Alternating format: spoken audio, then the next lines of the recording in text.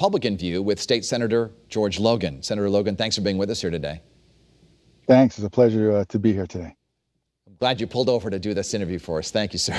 Of course, absolutely. Yeah, I'm out in the community dealing with a number of issues, yes. Yeah, I want to ask you the same question I asked Treasurer Wooden. As a black man in Connecticut, have you ever had any uncomfortable dealings with police or perhaps any brutality?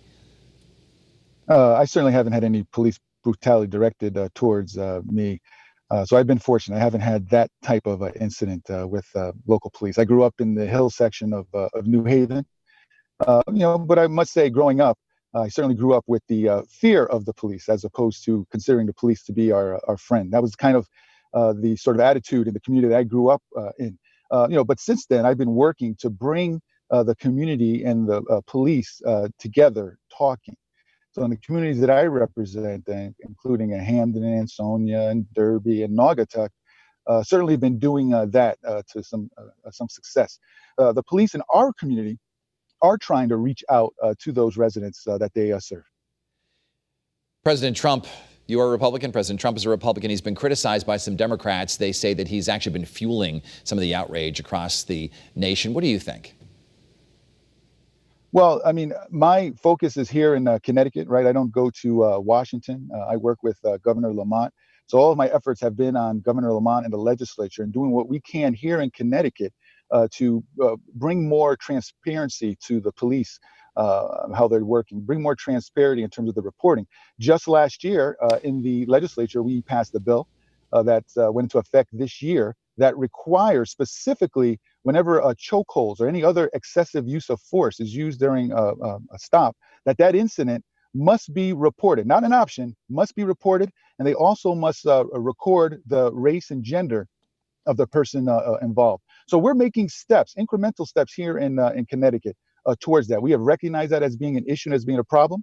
We are certainly haven't reached the goal yet, but unfortunately, the death of George Floyd and the other deaths of folks in other states due to police violence is something that we must learn from. We absolutely must act affirmatively and as soon as possible. Senator, I want to ask the same question I asked Congresswoman Hayes earlier in this broadcast, and that is, do you believe that the president is a racist? Do I believe that the president is a racist? Yes. I haven't really thought of the president as necessarily being a racist or not. I agree with some of his policies. I disagree with many of his policies, but for every other past president, I agree with some of their policies and disagreed with others. So my focus is on trying to do what I can here in Connecticut to affect change in legislation here in Connecticut. But I think there should be a level of respect for the office of the presidency, and I think folks should vocalize and voice their opposition to policies that come from Washington that they do not agree with. But we should do it in a peaceful manner. And just as I condemn police violence, I condemn rioting and looting.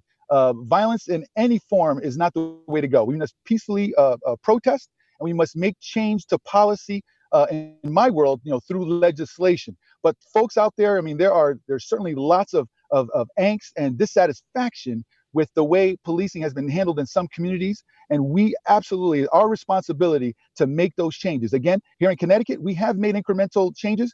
We have more ways to go and more to do. And I'm here to work as hard as I can to make sure those happen as quickly as possible. State Senator George Logan, we always enjoy having you on Face the State, and we thank you for joining us remotely. Hope to have you back here in person soon when this coronavirus crisis is over. Thank you, sir. In a moment, a local minister will join us, and we welcome you to voice your opinions on social media. You can find me right now on Facebook, Instagram, and on Twitter.